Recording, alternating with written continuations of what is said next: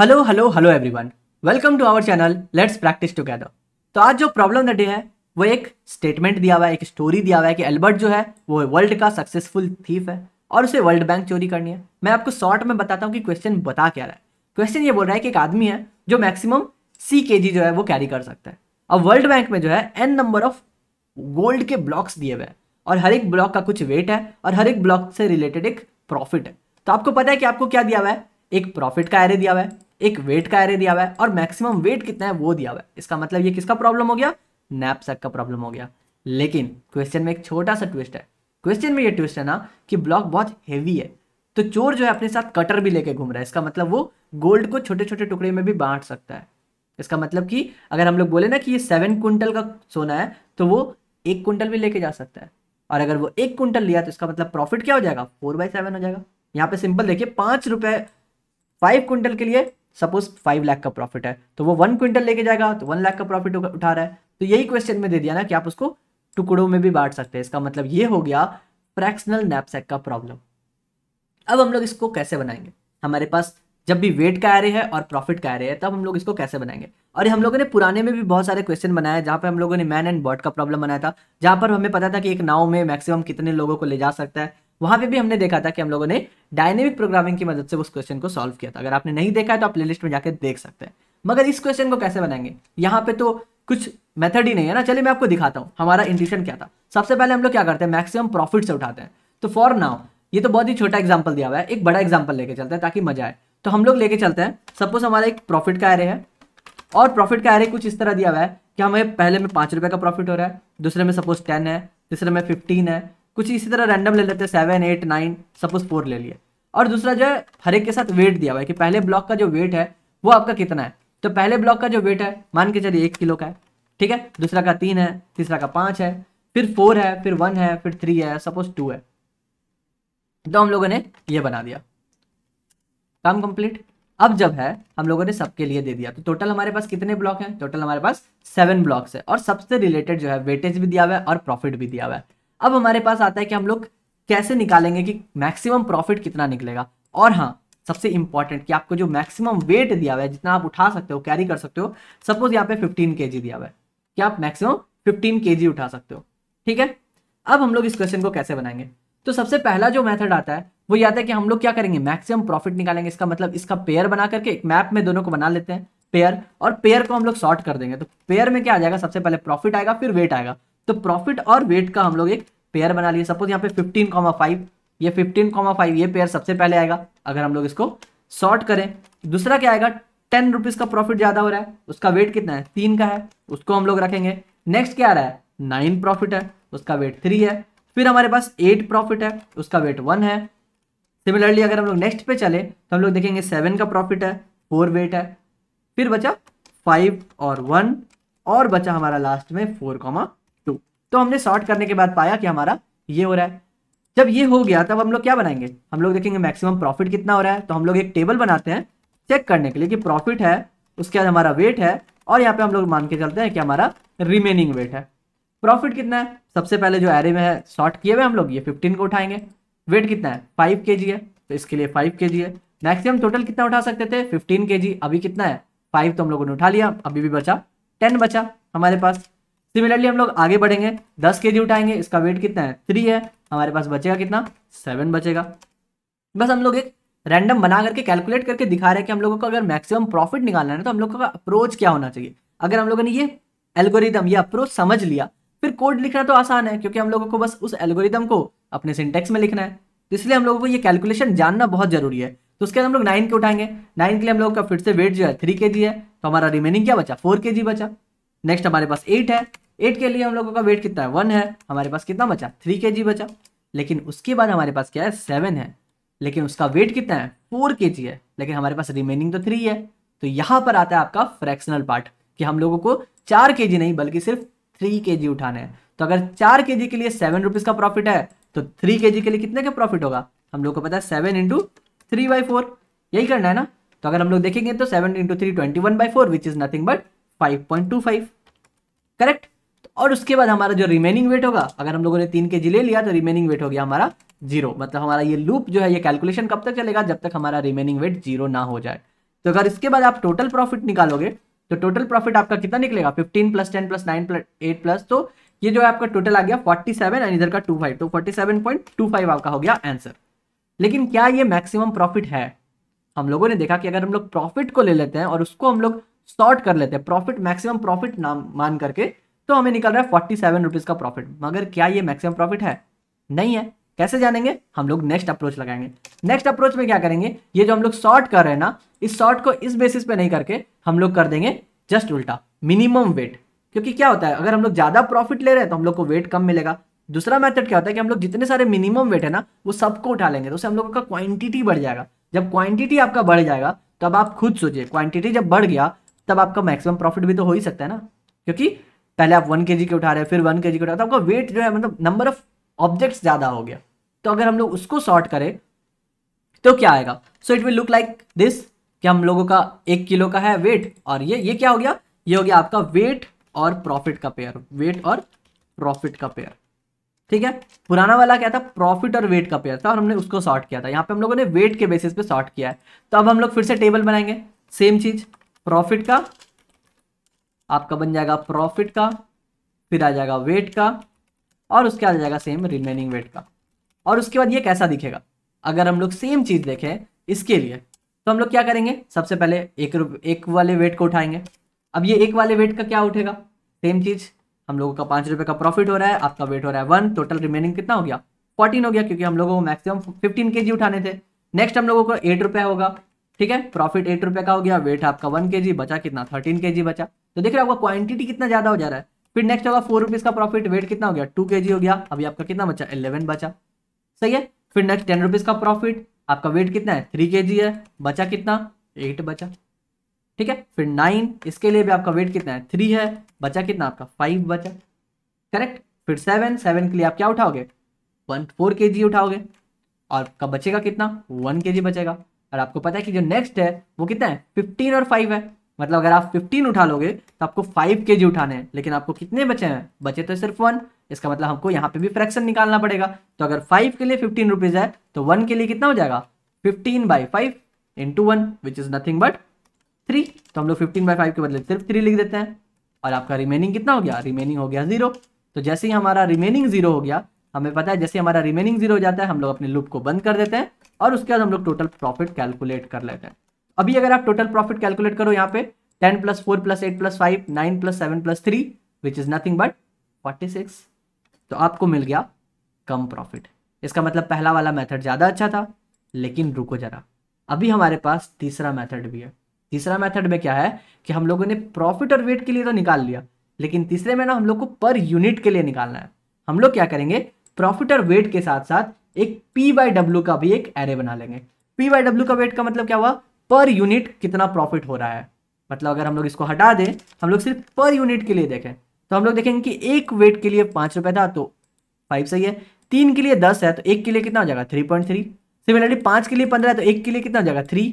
हम लोगों ने बस रेशियो निकाल रहे हैं P/W का, मतलब कि हर एक के लिए 1 यूनिट के लिए कितना प्रॉफिट है हम लोगों ने उसको निकाल लिया।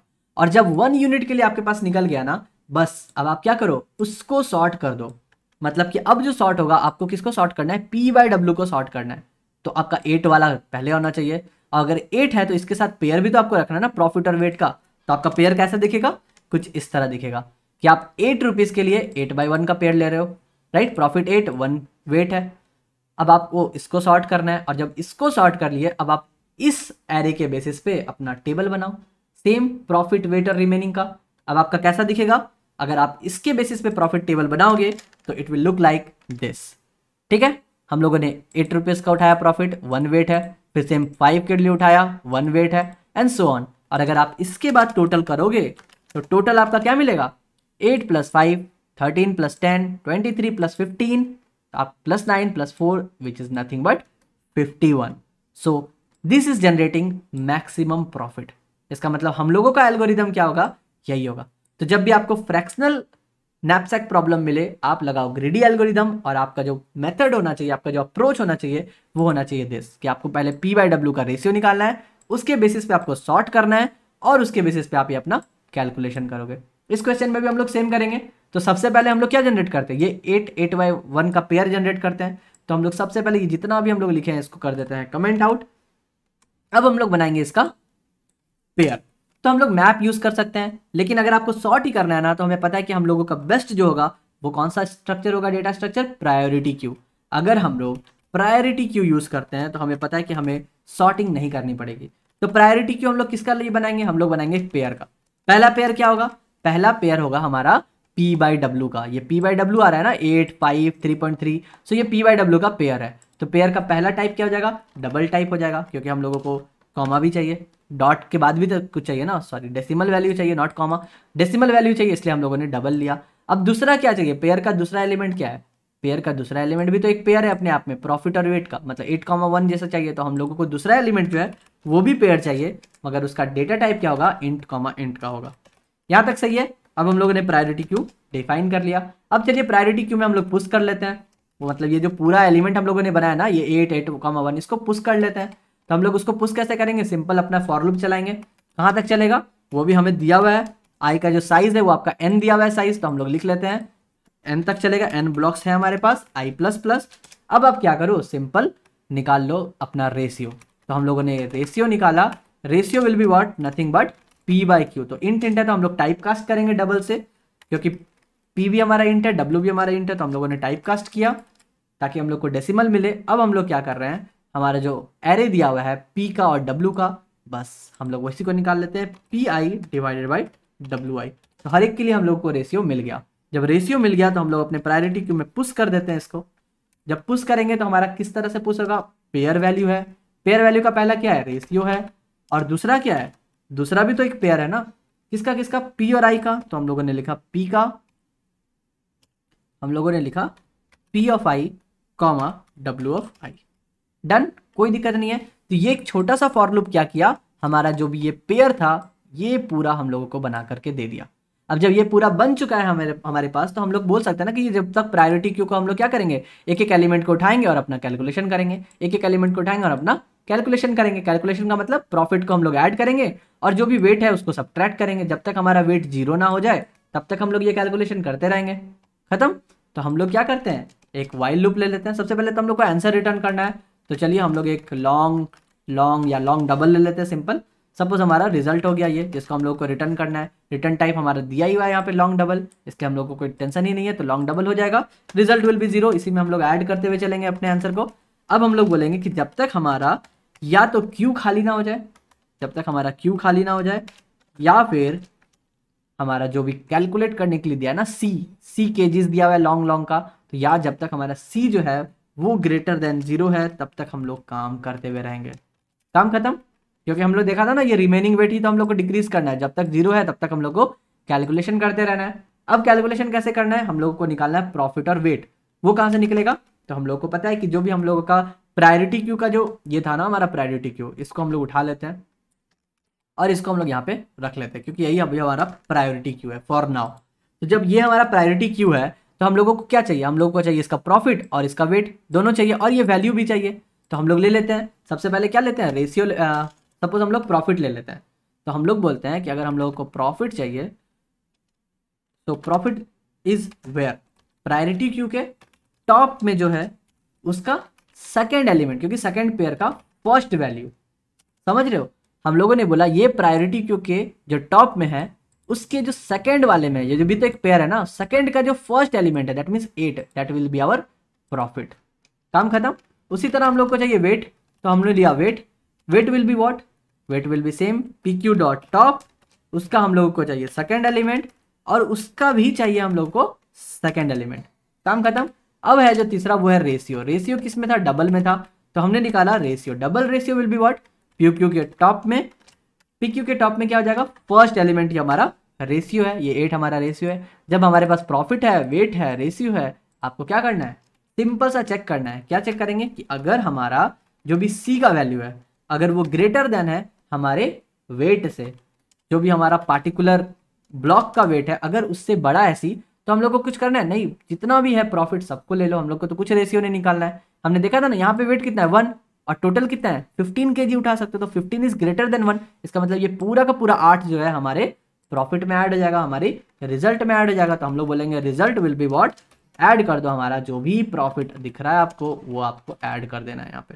लेकिन हो सकता है ना कि हम लोग को रिजल्ट क्या है लॉन्ग डबल में, तो इसको हम लोग को टाइप कास्ट करना पड़ेगा। तो लेट्स टाइप कास्ट इट, कि जो भी है हम लोग को उसको डबल में कन्वर्ट कर देते हैं, फिर आप उसको ऐड करना। तो हमने टाइप कास्ट कर दिया इसको। अब हमारा सी भी तो घटेगा, सी अब क्या हो जाएगा, सी माइनस इक्वल्स टू जो भी वेट था उसमें घटा देंगे, तब तो रिमेनिंग वेट हम लोगों का 0 तक जाएगा, कम हो गया। अब अगर ऐसा नहीं है, एल्स पार्ट कब, जब हम लोग लास्ट वाले पे आए थे, लास्ट वाले पे कि जब हमारा वैल्यू जो है यहाँ पे जैसे देख रहे थे ना यहाँ पे कि हम लोग 1 के लिए निकाल रहे हैं कितना 3, क्योंकि हम लोग के पास 1 ही रिमेनिंग बचा हुआ था। लेकिन यहाँ पे कितना था, यहाँ पे था 15 और 5, तो हम लोग को पर यूनिट निकालना था। तो हमारे पास तो पर यूनिट निकला ही हुआ है। पर यूनिट कितना है, रेशियो है हमारा, रेशियो तो हमारे पास है ही ऑलरेडी। तो अगर हमारे पास रेशियो ऑलरेडी है तो हम लोग बोल सकते हैं कि हमारा आंसर जो हो जाएगा अब एक्स। अगर ऐसा नहीं है, अगर हमारा जो सी है वो छोटा हो गया है वेट से, तो आपको क्या करना है, जो रेशियो निकालना है P/W का, उसी में आप अपने जो भी क्वांटिटी बचे हुए हैं, जितने भी सी बचे हुए हैं, उससे मल्टीप्लाई कर दो। तो अभी हमारा रिजल्ट क्या हो जाएगा, हमारा रिजल्ट हो जाएगा डबल में, हम लोग उसको चेंज करेंगे और हम लोग मल्टीप्लाई करेंगे, जो भी रेशियो था उस रेशियो से हमारे सी को मल्टीप्लाई कर दो। आई होप आपको ये समझ में आया होगा कि ये हमारा रिमेनिंग पार्ट के लिए, क्योंकि हमने तो P/W का रेशियो ऑलरेडी निकाला है, और जब P/W का निकाला है रेशियो, तो जो भी क्वांटिटी बचे हैं उससे मल्टीप्लाई कर देते हैं, वही हमारा आंसर आ जाएगा। और उसके बाद हम लोग फिर से सी को माइनस कर देते हैं, तो सी माइनस इज इक्वल टू जो भी हमारा वेट है, करेक्ट है। तो या फिर सी माइनस इक्वल टू सी, क्योंकि हम लोगों ने टोटल सी से मल्टीप्लाई किया है विच इज 0, तो हम लोग सी को बेसिकली 0 बना दे रहे हैं।